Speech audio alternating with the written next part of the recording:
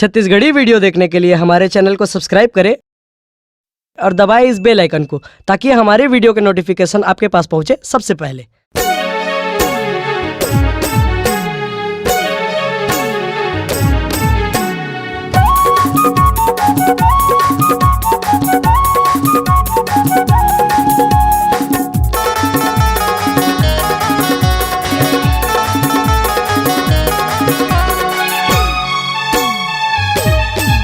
भीम बाबा की सपना सजाना है, सोए मानव समाज ला जगाना है।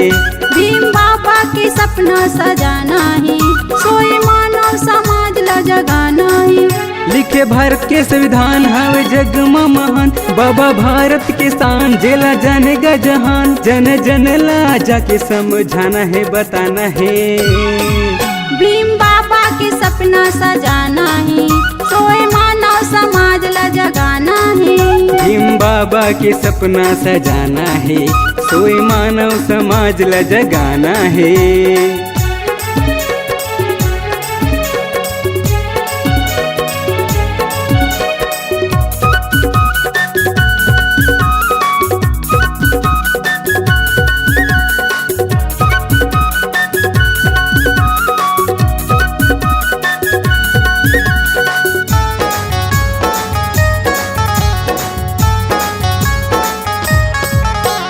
गरीब दुबर के हकला देवैया, भूले भटके सबके रास्ता बतैया।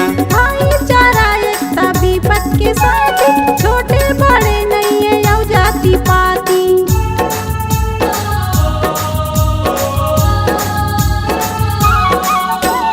गरीब दुबर के हकला देवैया, भूले भटके सबके रास्ता बतैया। भाईचारा एकता विपत के साथी, छोटे बड़े नहीं है यौ जाति पाती। हावे भारत के सियान जेकर बहुते हावे ज्ञान, हावे भारत के सियान जेकर बहुते हावे ज्ञान। जिला दुनिया हगा पहचाने जाने जाने जाने जाने। भीम बाबा के सपना सजाना है, सोए मानव समाज ला जगाना है। भीम बाबा के सपना सजाना है, सोए मानव समाज ला जगाना है।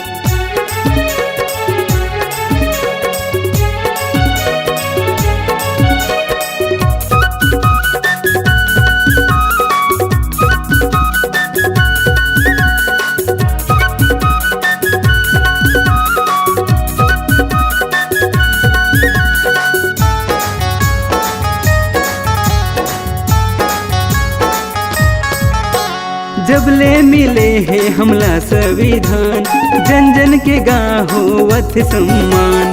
शिक्षा पाके सब आगू बढ़ते, जिंदगी लगा सब अपन गढ़ते हैं।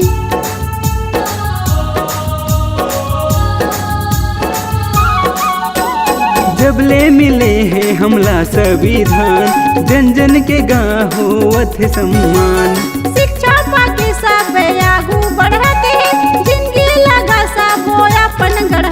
एला कहाँ छोड़ जाबे ऐसन आऊ कहाँ पाबे, एला कहाँ छोड़ जाबे ऐसन आऊ कहाँ पाबे। भीम बाबा के संग सब लागे लागे लागे लागे लागे।